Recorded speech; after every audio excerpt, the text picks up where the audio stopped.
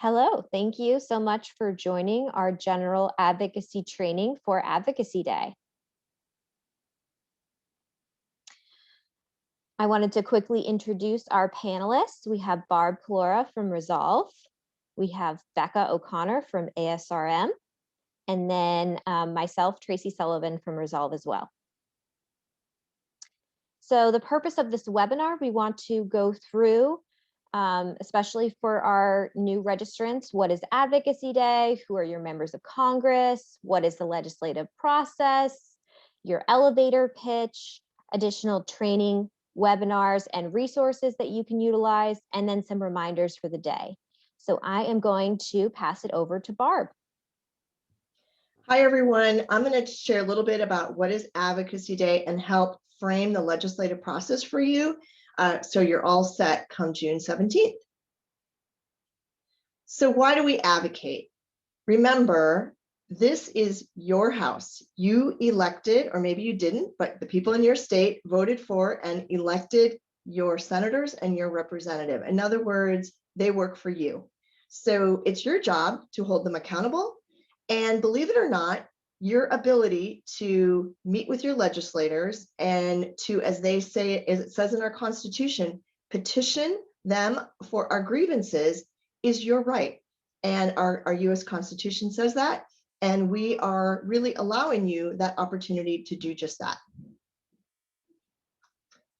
You're going to be coming and advocating before your members of Congress. We're going to be doing it virtually this year, not in person in Washington, D.C., but these are your federal elected officials. You also have state elected officials. Those folks are in your state capital, wherever that may be. We are not going to be talking about state issues and state legislation. We're going to be talking about federal issues and federal legislation on Advocacy Day, meaning the laws and bills and issues that we're going to be talking to Congress about would be things that would affect all Americans. When you talk to your state legislature, it's just for issues pertaining to things of the people who live in your state.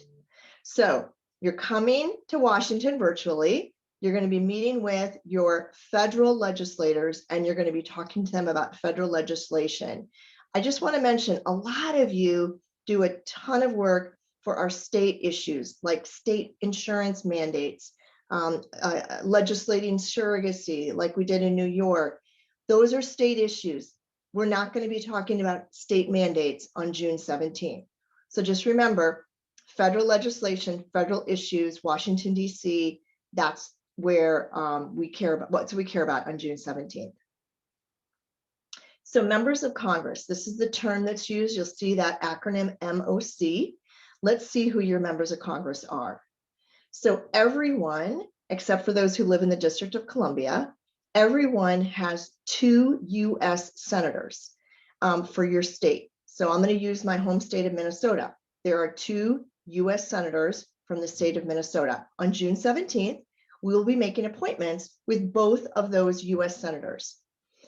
You also have a representative. Every state is divided up by population into different congressional districts, and there's a person called your US representative, and they are in the House of Representatives. So depending on where you live, we are also going to be making appointments with your representative, your US representative in the House of Representatives. So there may be other people from your state. They may actually live in a different congressional district. So they're going to go see their US representative. You'll go see your representative.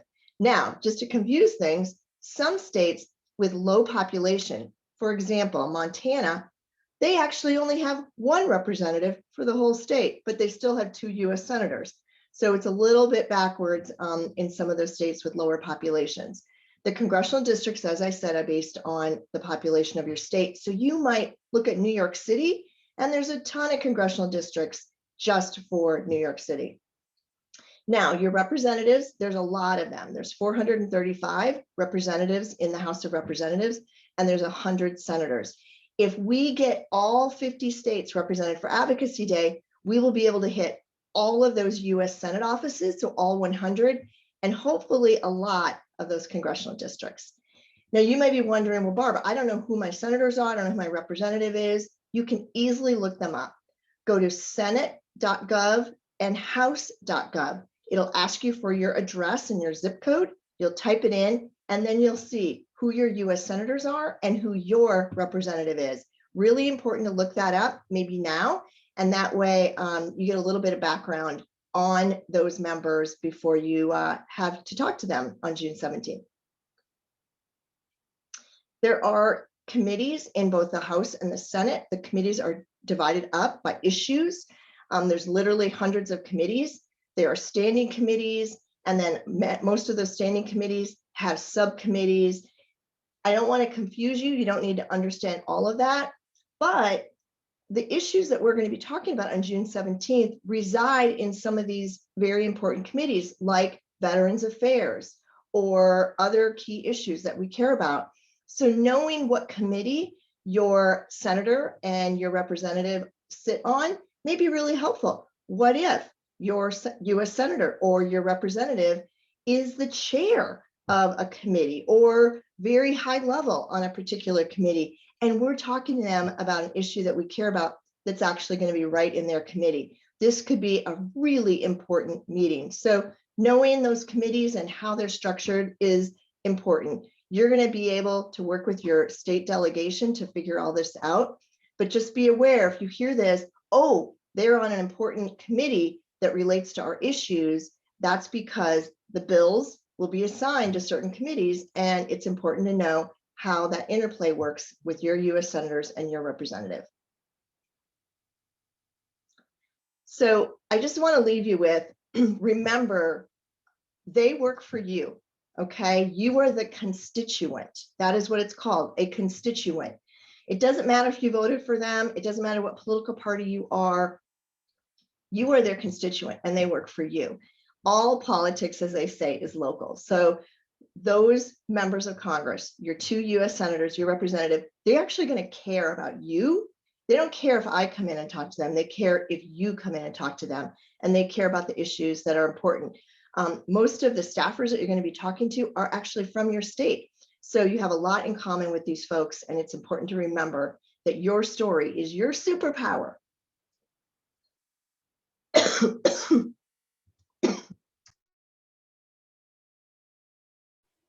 Okay, great.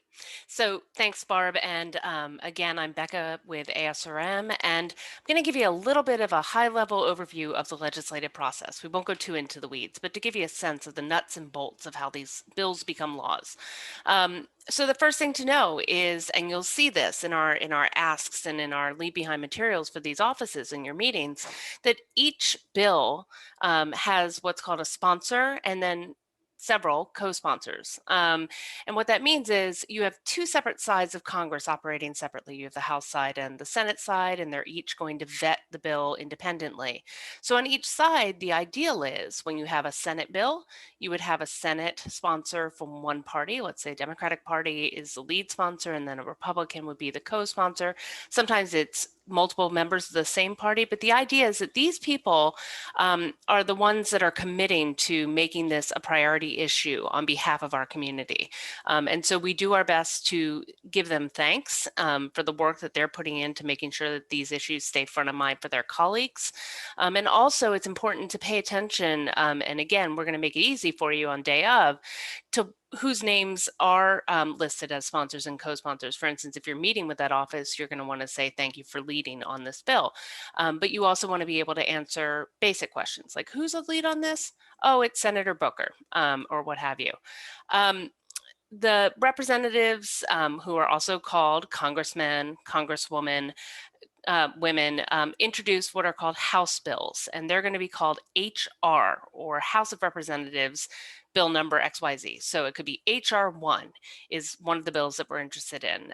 It's just shorthand to identify that bill started its life on the House side of the Hill. Next slide. Thanks. On the Senate side, similar parallel process. Senators introduce what are called Senate bills, and they'll have the S in front of them. So Senate Bill 1. Sometimes you have companion bills, I'm jumping to the third bullet here, to just be aware that sometimes you'll see a piece of legislation is listed with both a House number, HR blank, and a Senate number, S so and so. These are companion bills in the sense that you get basically double the action and double the attention to the bill if you have it introduced on both the House and the Senate side. And so it really helps that they're moving along on both sides of the hill eventually. And if it passes, and it will if we're advocating for it, yay, they're going to have to come together on the House and Senate side and figure out where there are differences in whatever versions they passed. That gets really wonky and nerdy. What you need to know for purposes of this day is that you may have two bill numbers that correspond to the same issues. And a member of the House of Representatives does not have a say on most Senate bills, and a senator doesn't have a vote on House bills. So when you're talking to them, if you're talking to a House office, you're going to want to say, hey, will you please co-sponsor HR bill number? You wouldn't ask them to co-sponsor a Senate bill because they just can't. They can't cross the hill to do that. So pay attention to the letter designation and know which is which. Okay, so in addition to the original sponsor, and as I said, sometimes there are two, members of Congress and senators can show their support. So as I was just saying, you want to ask them to become a co-sponsor. And what we try to do is have as many people as possible join legislation as co-sponsors. As you can see, by doing so, they're demonstrating their support to their colleagues. They're saying, sign me up, I'm in for this issue, I want this bill to pass. And the number of co-sponsors is one measure of the likelihood that it will eventually make its way through that labyrinth of legislative bodies, the committees, and to the House floor and to the Senate floor. It's a numbers game in some cases. So you want to see as many people as possible chiming in support. And the way to do it is what we're doing on Advocacy Day and asking people, will you, if you support it, if your boss supports it, will they join as a co-sponsor? And turning it to Barb to talk about the elevator pitch. Yes, and I'm this is being recorded during heavy allergy season here in Washington, D.C. So my apologies. I want to just end on the note that I ended on about your story being your superpower as a constituent. I didn't come up with that phrase. I love it though. And just remember that your personal story is your superpower as a constituent. Becca and I and Tracy, while we are close to Washington, D.C. geography wise, your story is what matters to these members of Congress. So that's what we're going to talk about here. When we say elevator pitch, what are we really talking about? You may have heard this in the business sense. What's your elevator pitch? The whole theory here is if you get on an elevator on floor 1 with a stranger and the person says, hey, what do? You have between floor 1 and whatever floor you're going to make an impact on that person and to tell them what you do. So that's what we're talking about here. You need to take your personal story and figure out a way to share that story in that elevator pitch. So 30, 60-second impact. You're probably going to be like, oh my goodness, Barb, how in the world am I going to do that? Well, that's what you are going to be working on between now and June 17th. And we'll help you along the way as well. You're going to start by introducing yourself, making sure you let them know the city you're from. Remember, they're already your US senators and your representative. So you just need to really focus in on, I'm your constituent, I'm from Bloomington, Minnesota, and I'm advocating with ASRM and Resolve, the National Infertility Association. You are going to use your story to emphasize a particular point in the issues that we're talking about. So again, when you work with your state delegation, you start looking at the issues, you may be personally drawn to something. I'm an adoptive parent. I might be personally drawn to the issues related to adoption. Some of you have done medical treatment. You might be drawn to those. Some of you maybe didn't have any health insurance for your medical treatment, and that's really a part of your story. Great, we want you to do that. Maybe you're a veteran of our military. Maybe you're active duty military. There are on and on and on ways that you can use your personal story. Many of you are professionals. You work for a company that's part of this community and part of this space. You have a story to tell as well. So you're going to take your personal perspective and you're going to share it with your member of Congress, with your US senators, you're going to make it personal. And then close the deal. My good friend Risa Levine always says, close the deal. You got to make the ask. This isn't just a nicety. You are there asking them to do something. As Becca just told you, our ask is going to be to co-sponsor legislation. And guess what? We need you to make that ask and to do that. You want to thank them for their time, thank them for their support. And again, you'll be working on your elevator pitch, your own personal impact statement with your state captains. But start thinking about it now, because this is, again, your superpower and what we're going to count on you to do on June 17th. I want to just emphasize that you're going to hear words used by Resolve that you may want to incorporate into your talk as well.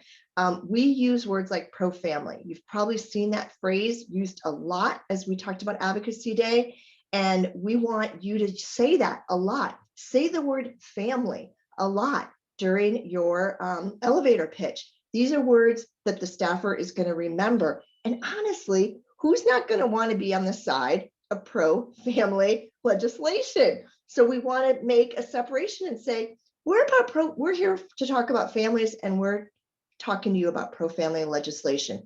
Will you support our pro-family issues? My goodness, it makes it really hard for people to say no. So that's the kind of language that we want to hear you use.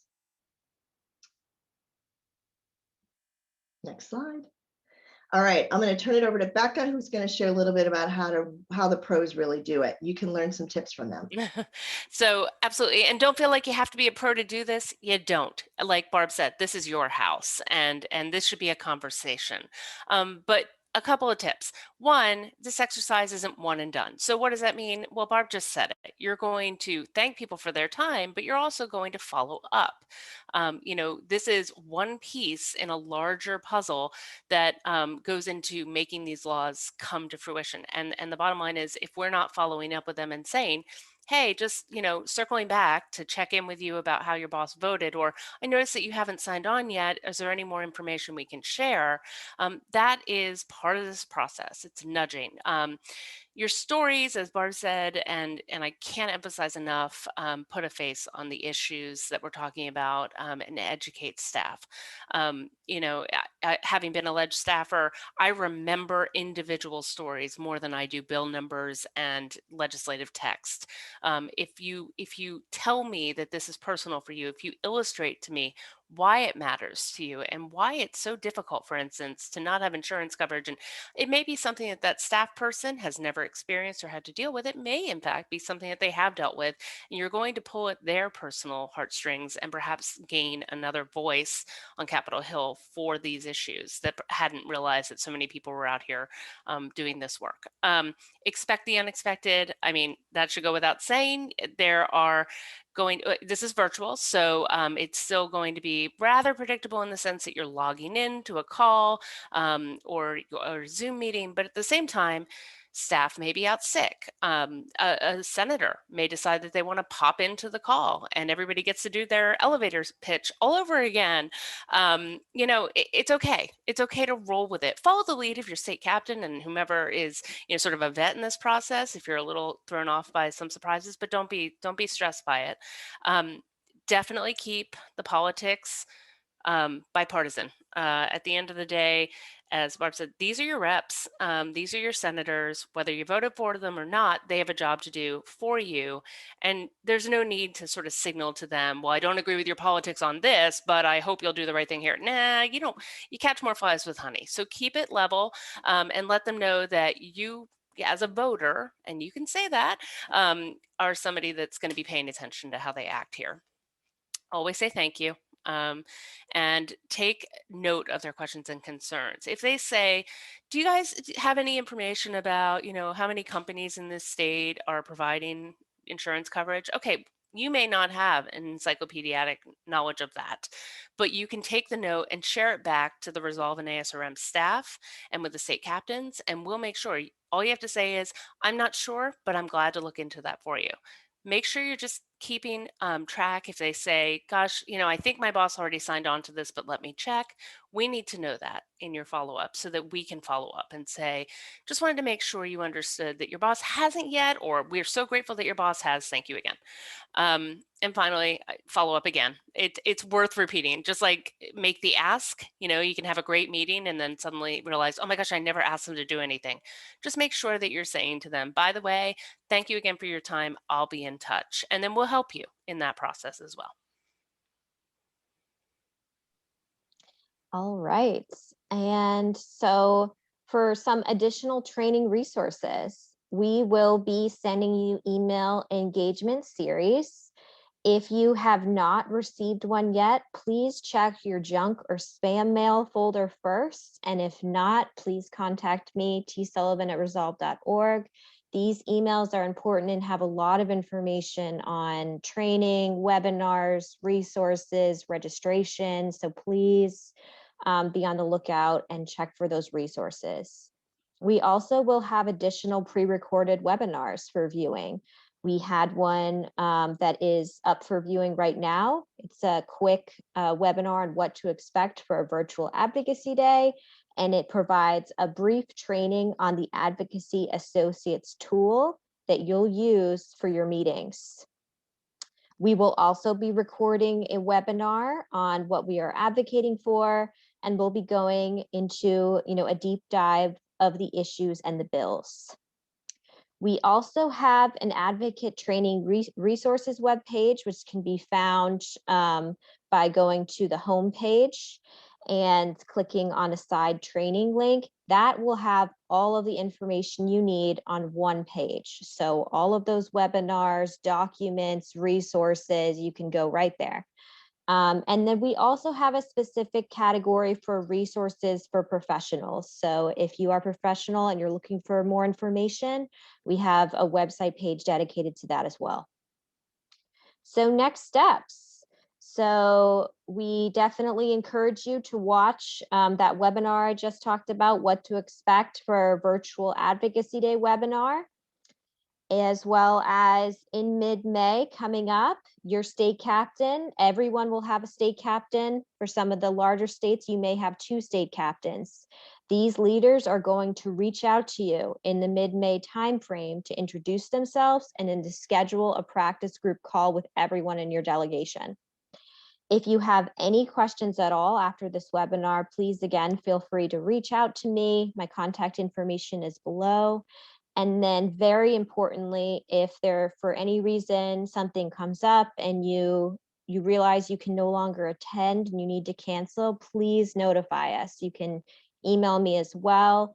This will make sure that we're requesting the appropriate meetings with offices, making sure that everyone is all set. And lastly, few reminders. We will be having a sign up for text alerts. So we have set up this cool system through phone to action. You can quickly type in your number, and on Advocacy Day, you'll receive a series of messages and reminders. So it's a great way to sort of have that engagement throughout Advocacy Day. Also on the day itself, your state captains are going to remind you of this, but we also need you to check in with your state captain by 9 a.m. in whatever time zone you're in, either by texting or emailing them, just letting them know that you're there for the day, you're ready for your meetings and good to go. And then we also want you to check your schedule for Advocacy Associates. And a big reminder, as these meetings are virtual, they are set in DC, so they are Eastern time zone. So whatever time zone you are in, when you check your meeting schedule, if you are not in Eastern time zone, please convert those times so that you'll have the correct meeting time. And then after your meetings for the day, we are going to have a really great debrief, happy hour, Zoom meeting session. We'll send out an invite for everybody to join. It will be different time zones, and we hope you'll join us. And then lastly, we just wanted to give a shout out and thank you so much to all of our sponsors and partners for helping to make this event possible and happen. And we are so thrilled to partner with you and have you attending this day. All right, so if there are no other final remarks, Barb, Becca, I will end the recording. See you on June 17th. Can't wait.